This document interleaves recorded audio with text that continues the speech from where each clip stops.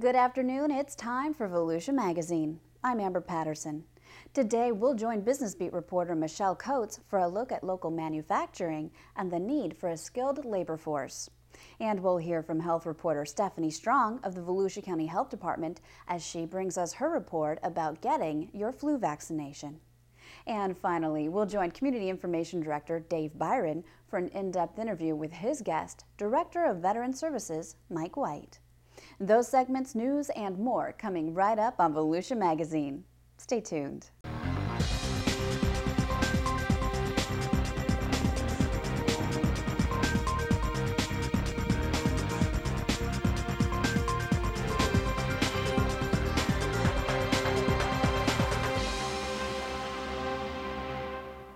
Getting to the polls this election season will be a little easier for Volusia County voters. Votran and the Volusia County Elections Office are partnering to offer free rides to the polls on Election Day for registered voters. Transportation to the general election polls November 6th will be provided free to Votran riders with a valid voter ID. Well, we feel it's every resident's, every citizen's right to get out and vote, regardless of whether or not they have a car, whether or not they have a way to get to the poll. So we like to offer these free trips to the poll each election to encourage as many people to vote as possible.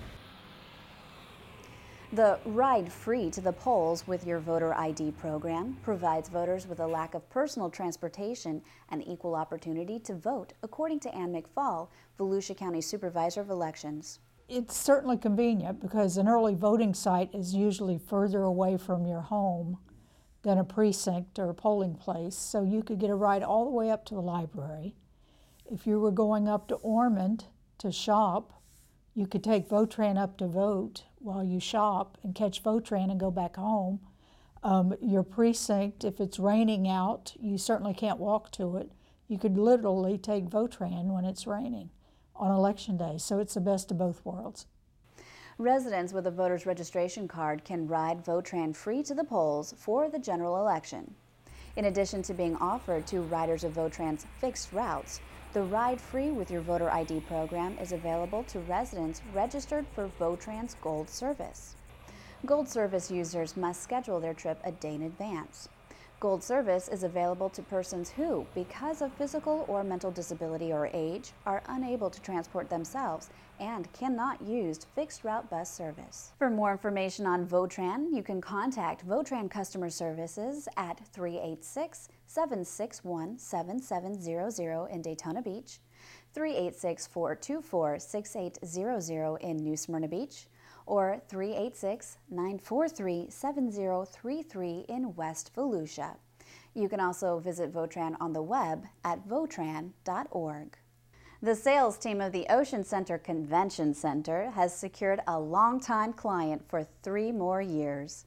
Showbiz National Talent Competitions has visited the Ocean Center every year since 1994.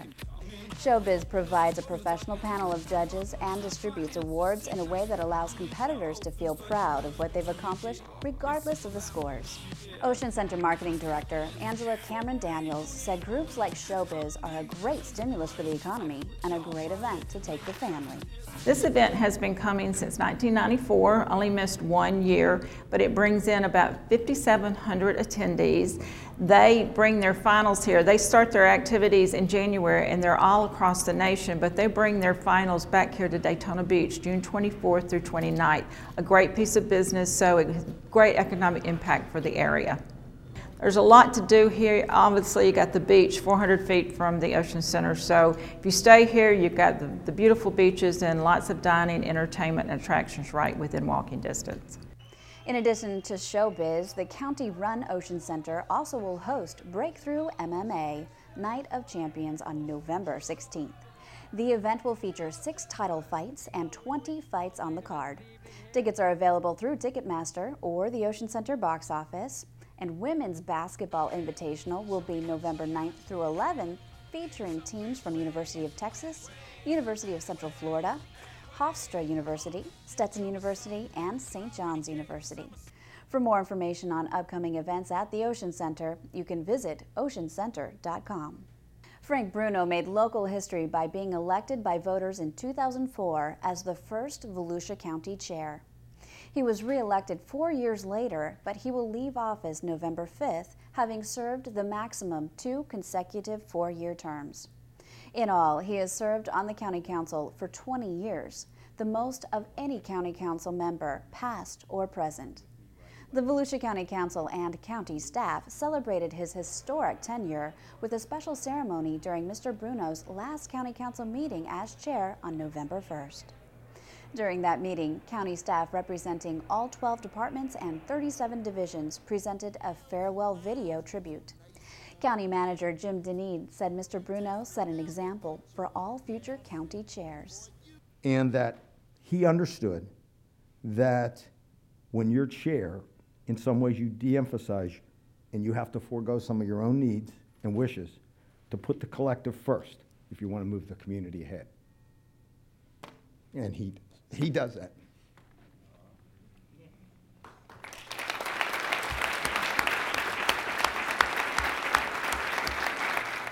During the lunch break, County Council members unveiled a replica of a bronze cast honoring Mr. Bruno, which will be displayed permanently in the rotunda of the county's main administrative headquarters, the Thomas C. Kelly Administration Center in downtown DeLand. Mr. Bruno served on the Volusia County Council from 1983 to 1988 and 1998 to 2012, 20 years of elected service to Volusia County government. And I think that we have a great county, and I love Volusia County. I love my family. I love all the support over the years, and I'm certainly going to miss being the county chairman. Thank you all.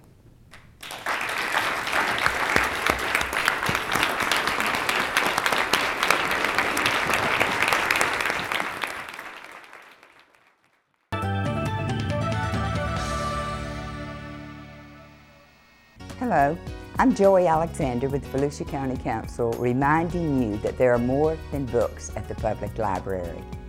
Volusia County's public libraries are branching out to keep pace with patrons' changing needs.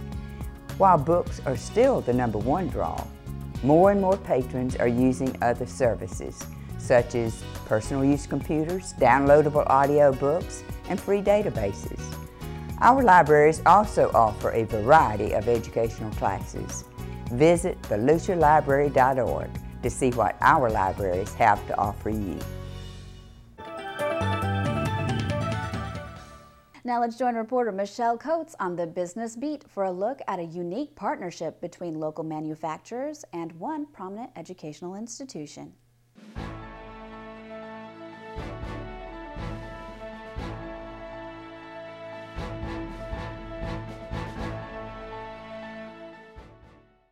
Manufacturing in Volusia County provides more than $350 million in annual wages and produces among the highest average annual wage of nearly any other employment group within our local economy. Yet local manufacturers can't fill open positions with skilled workers. Daytona State College, the Center for Business Excellence, and the Volusia Manufacturers Association have partnered on a new program to fix the problem. We spoke to Frank Mercer, Daytona State College Director of the Center for Business and Industry. We work with the Center for Business Excellence. They have a funding program in place to fund people who are unemployed looking for jobs. So it's a great partnership. The VMA helps us communicate with our manufacturers and helps us determine how much of a need there is, along with County of Volusia.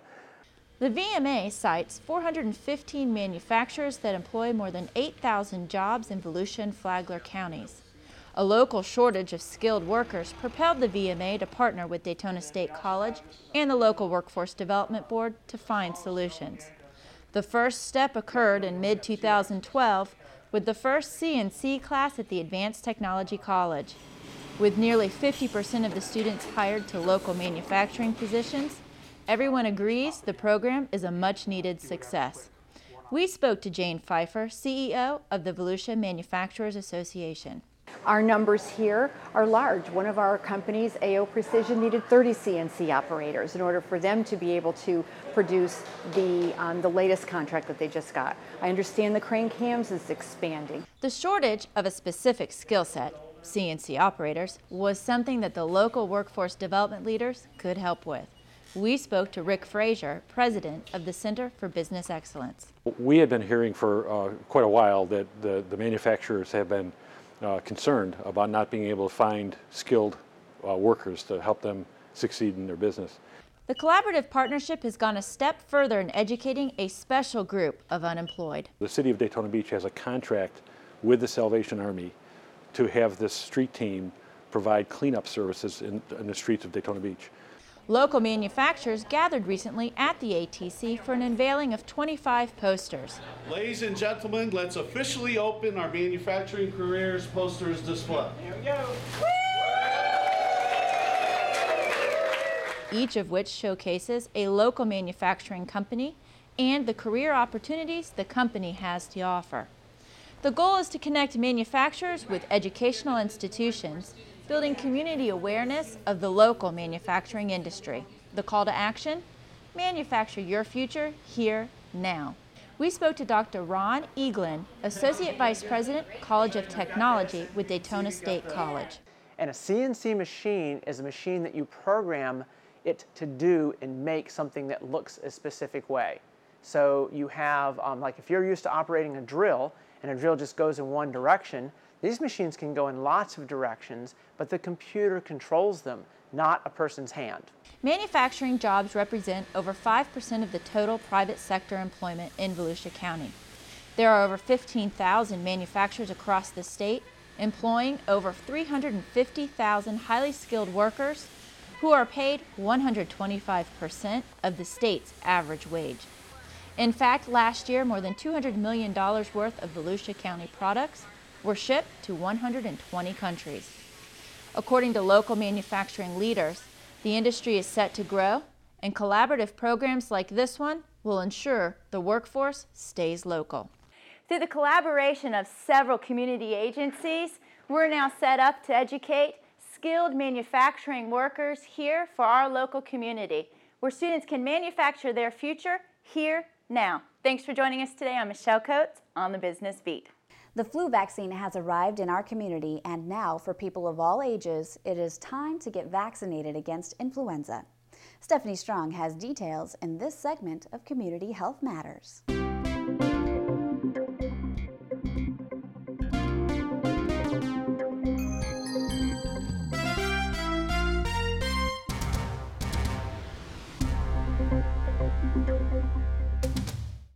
Staying healthy is a priority in order to keep up with your busy life. Concerns about germs and how to avoid them are on most minds, especially during this unpredictable influenza season. Getting a flu vaccine is the first and most important step in protecting against this serious illness. Flu shots are the most important factor that protects us from getting the flu each year. So we encourage all people now 6 months and older to get an annual flu shot. Everyone who is at least 6 months of age should get a flu vaccine. The influenza virus is unpredictable, and how severe it can be varies widely from one season to the next, depending on many circumstances. Besides getting a flu shot, the other things that you can do are the very basic personal hygiene that we recommend all the time, but particularly during flu season, which are to wash your hands frequently, particularly before you eat, to cough into your elbow, cough or sneeze into your elbow, and also to try to not touch your face. Many of us have this habit of touching our face throughout the day, and that is unfortunately a way that we can make ourselves sick because we have germs on our hands that we then transmit either through our nose or our mouth, which can then make us sick. People who have the flu often feel some of these symptoms: fever, cough, sore throat, runny or stuffy nose, muscle or body aches, headaches, and fatigue. In order to ensure that you remain healthy throughout this flu season, be sure to get a flu shot and protect yourself. For more information, please visit www.volusiahealth.com. For Volusia Magazine, I'm Stephanie Strong, Public Information Officer for the Volusia County Health Department. Let's head into the studio to check in with Community Information Director Dave Byron as he sits down to chat with Mike White Veteran Services Director for Volusia County. Well, thank you, Amber, and hi, everyone. You know, with more than 75,000 U.S. military veterans living right here in Volusia County, the wants and needs of our veterans are a major priority for Volusia County government. With Veterans Day right around the corner, we thought this would be a good time to find out what's on the minds of our veterans these days, and we're very pleased to have with us in the studio our Veteran Services Director, Mike White. Mike, thanks for being with us. Oh, thank you, Dave. Appreciate it. Hey, Mike, I said that there are about 75,000 U.S. military veterans living in Volusia County. I ask you this every year. Is that about what the number is? Yeah, somewhere between 70 and 75,000. It's kind of a moving target, you know, Florida being Right. what it is. But that's active duty military, the Guard, the Reserve, veterans who are retired and living here. Yeah, that's a good number for Volusia County. You know, Mike, when you talk about 75,000 U.S. military veterans living right here in Volusia County, many of them qualify for benefits. Many of them may be on a military pension and so forth. Right. When you add those dollars up, that these transfer payments are coming into Volusia County, it's a big part of our economy. It's a big number. $141 million just in compensation and pension benefits. $1.3 billion in home loans.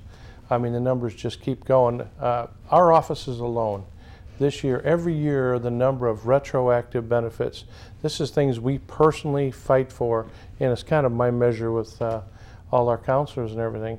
$11.5 million this year. Wow. Unbelievable. It keeps going up, going up. We're aggressive. The best of the best. We want to stay there. Yeah, you know, we've talked, you know, in the office about the fact that, you know, you've gotten these so-called retro payments for veterans or their beneficiaries. You know, one claim approaching $500,000. Exactly. Yep. The Unbelievable. highest I've ever had was just a little over $750,000. They had to write it to the veteran in 17 checks. Oh, unbelievable. Hey, Mike, you know, one of the things that we always talk about is the fact that, you know, the veterans come in, they apply for their benefits. Sometimes, you know, wading through all that red tape of the VA and all of that, it can be a very daunting process. It can take time. You know, is it getting any better, Mike? I mean, is the system streamlining at all? The VA is a bureaucracy, the largest bureaucracy in peacetime, second largest when we're at war because DOD takes over as being the largest Department of Defense. Is it getting any better? I think it's getting better because we have created what's called presumptives. Right. I think it's getting better because we've gone into a different team concept into the Department of Veterans Affairs, a new one they're just starting now. To help streamline the system a little more. Laws are being changed to allow processing quicker. It went from 7 to 9 months to 12 to 18 months on certain claims and things. We expect that to roll back to 7 to 9 and then roll back even farther. There are some claims today that I can get service connected within 12, 14 days. That is that in VA terms is light speed. You know? That is. You know, you use this term presumptive, and we've talked about this in previous interviews. For those folks that are not familiar with this term presumptive, because it's an important word, what does that mean? A presumptive case, especially I'll use the Vietnam veterans as the example. A presumptive case is one that the Department of Veterans Affairs presumes that you receive this disability, whichever it is, because of your service in Vietnam and associated to Agent Orange. We have presumptives for the Gulf War, we have presumptives for OIF, OEF, and all the rest. There are certain presumptives. The latest one that's not law yet and coming out is for the Marines in Camp Lejeune. That's still in the law stage. It hasn't come out yet. But a presumptive is, for instance, if you served in the Republic of Vietnam and your boots on the ground or you're aboard a Navy ship that was in certain areas, if you came down with diabetes mellitus type 2 or one of those disabilities, you are presumed to have been, that's presumed to have come from that disability. I see. That cuts the time about in half. Wow. That is. You know, healthcare is a major concern for most Americans today, and certainly as our veterans get older, particularly, you know, we're talking about now the World War II, the Korean, even the Vietnam veterans. Sure. They're starting to have health issues and so forth. So I'm presuming that for our veteran population, healthcare is probably still their #1 concern. Absolutely. #1 concern is healthcare. #2 is if you're looking at the Vietnam veterans, or if you're looking at those coming back from Afghanistan, employment, education, those and health health issues are the biggest ones. You know, it seems like it's taken an awful long time, but I guess the hospital in Orlando, the new VA hospital, is going to happen one of these days. It's going to happen. It's under construction, what, like 14 stories or something 14 like stories, that? Yep. Where do we stand with the new hospital down there, Mike? We're still looking at 2013. I call it a soft opening, because not all the departments will be ready to go when you open the doors and just walk in. But 2013 is the last word that I got. I'm saying 2014 by doors wide open and full surgical and everything that's involved. So we're getting there. We're getting there. We've been talking about it for several years. Oh, many years, too. Yeah. And what's that going to mean for the veterans here, Mike? You're going to find the biggest state-of-the-art medical facility, which also joins in with other medical facilities, private medical facilities in the areas, as teaching hospitals, is one of the finest there is in the country. There is no doubt in my mind. We team that up with transportation infrastructure that's coming along, and we can get people from Flagler and North Volusia County all the way down to Lake Nona and this hospital to be treated as they should be. We have some pretty good health facilities for veterans in Volusia County. We're pretty lucky in terms of what we have here in the community right now, Mike. We're very fortunate that we have a county council, a chairman, and the county manager who has supported our legislative efforts. Yes, we have the Daytona Beach VA outpatient clinic. It's one of the greatest. They got a great set of doctors and administrators there. But we also have the one in Orange City. Right. So here's a county with 70,000, 75,000 veterans. We have not one but 2 outpatient clinics. We have rehabilitation centers, not one but 2 of them, one in Port Orange and one in Daytona Beach. We have the Emory L. Bennett Nursing Home, named after a Medal of Honor recipient. We are just so very fortunate.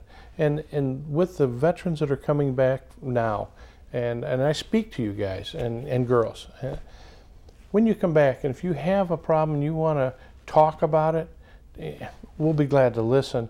But we have a vet center out on Mason Avenue in Daytona Beach. State-of-the-art, great people, and they're here to help. You know, Mike, you can't help but read in the newspaper these days that one of the big health problems that the military is facing today is the depression rate, the suicide rate, the post-traumatic distress disorder problems and so forth, which seem to be coming to the surface as a result of the folks that served in Iraq and Afghanistan and so forth. How big a problem is that, Mike? That is huge. I mean, that's a very large problem. We noticed it coming out of Vietnam, and of course there's 59,000 plus on the wall that died, killed in action from wounds and whatever from Vietnam War. Right.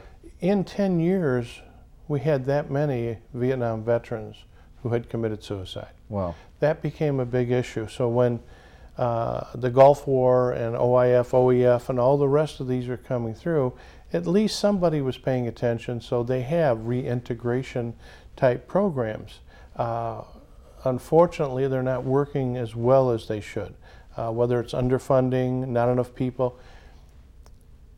We're losing too many good young men and young women. And I know we talked about a couple that happened right here, and one of them that was a client of ours. We need to stress to them out there, if you're a veteran, come see us. If you don't want to talk to the medical side, come see us. We'll help. We'll get you in the right direction. You know, obviously the county council, the county manager, as you said, places a very high priority on the wants and needs of our military veterans. Mike, you have, you and your division of county government are there for the veterans. But people that don't know what you do, what do you do, Mike? Volusia County Veteran Services is a county-supported organization We have 4 offices, one in Orange City, New Smyrna Beach, Daytona Beach, and DeLand. We have counselors. Those counselors, for the most part, are combat veterans. We have one lady who's been with us for 25 years, and she's not a veteran, but she is a sweetheart. And she's out there just to help everybody else too. The rest of the staff is there we can file your claims for compensation, we can get you pension benefits, we can take care of your dependents with aid and attendance, we can file for educational benefits, we can file for just about anything you would want that is offered through the United States Department of Veterans Affairs. We're your advocate. Yeah, and this money isn't coming from the county treasury, No. it's coming from the VA. The VA. What you people do is you got those big red scissors in there and you cut that red tape. We do that. To try to streamline the process and to try to get veterans to any benefit that they or their loved ones may be entitled to. And we're part of the County Veteran Service Officers Association. And we just came back from a conference, and we just did a handshake and commitment with the Florida Department of Veterans Affairs. A strong, side-by-side, we're going to go after certain issues, and the FDVA and Mike Prendergast and myself being the president, we're going to take on these issues, and we're going to make sure that things are done and done better. Well, that's just awesome to hear, Mike. Last question. Or so, you know, any new benefits that coming down out of DC that people ought to know about? If you're a Vietnam veteran and you've been diagnosed with ischemic heart disease, right. Or if you come with leukemia or hairy or B-cell leukemia or Parkinson's disease, please come and see us. Those are part of the presumptives, the new presumptives. A lot of the Gulf War, a lot of the OIF, OEF, there's other laws, other disabilities that are being registered in the law. This conference we just came back from, I have a notebook this thick of things that I have to train our people here to look for, streamlined methods, other illnesses and injuries, things of that nature. Veterans Day right around the corner, Mike, and Absolutely. it's an opportunity for everyone in America, I guess, to pay tribute not only to the past veterans, but those that are serving today as well. It's a time really that we need to stop and I guess really thank those folks because they make a big sacrifice. It is. It's the 11th hour of the 11th month on the 11th day. It started with the armistice in World War I, right. And through 1938 and then 1954 it became a holiday. And it is the one day that we think about as picnics, as baseball games, and family get-togethers. But we also remember those who gave the ultimate sacrifice, those who stood up, put their chest between our country and the enemy and said, not here. Well, Mike, I want to again thank you for sharing the information yourself, a decorated veteran in the Vietnam era.